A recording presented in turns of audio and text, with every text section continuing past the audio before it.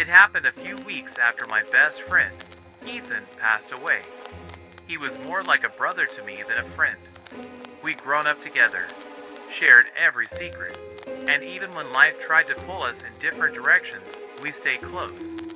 His death was sudden, an accident no one saw coming, and it left a gaping hole in my world. The days after the funeral were a haze. I felt lost, hollow. My phone became a lifeline. I found myself scrolling through old texts between us, rereading our conversations, trying to hold on to some part of him. One night, after hours of staring at our last exchange, I fell asleep with my phone still in my hand. I dreamed about him, nothing too unusual. But in the dream, Ethan seemed different. He wasn't his usual goofy self. Instead, he seemed distant, almost worried. "I need your help," he kept saying, but before I could ask him what he meant, I woke up. The room was dark, lit only by the soft glow of my phone's screen.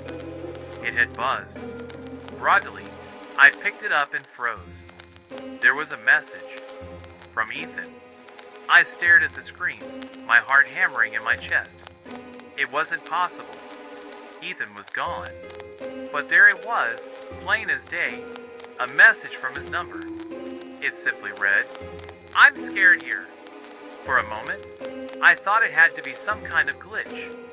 Maybe someone had gotten hold of his phone or his number was reassigned, though it seemed far too soon for that.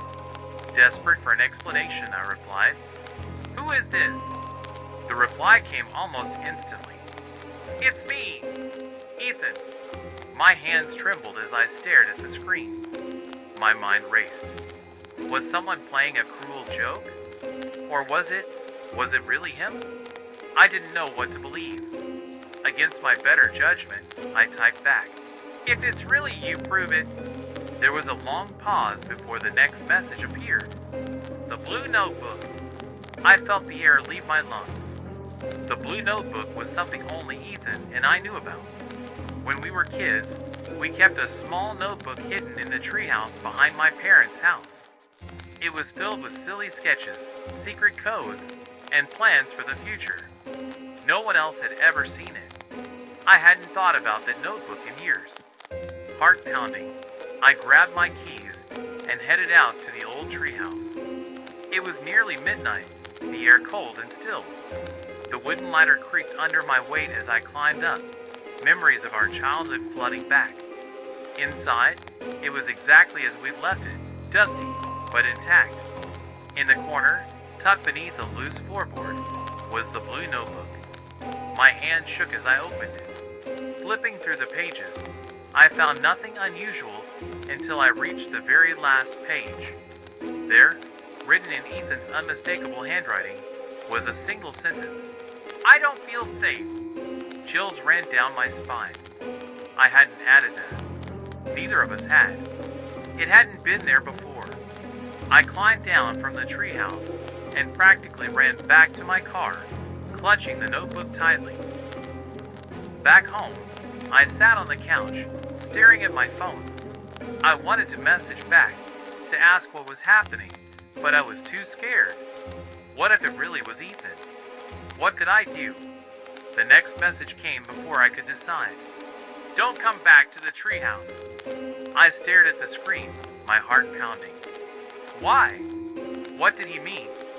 Against my better judgment, I replied, "Why not? What's going on?" No response. That night, I barely slept, jumping at every little sound. The next morning, I decided to check Ethan's phone records. I contacted his family, asking if they had his phone or knew what happened to it. His mother, still grieving, told me it had been buried with him. Buried? It didn't make sense. Was someone playing a twisted game? How could his number still be active?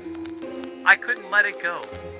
I went back to the treehouse the following night, even though every instinct told me not to.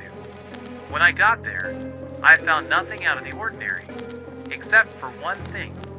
The notebook was gone. It had been in my house, on my desk. But now, it wasn't there. As I turned to leave, My phone buzzed again. My hand shook as I unlocked the screen. "I told you not to come back." I dropped the phone and ran. To this day, I don't know what really happened. I had the number disconnected the next morning. But sometimes, late at night, I swear I hear the faint buzz of a message arriving on a phone that isn't there. I still think about Ethan, and I still dream about him. In my dreams, he's always trying to tell me something. I just hope, wherever he is, he's finally at peace.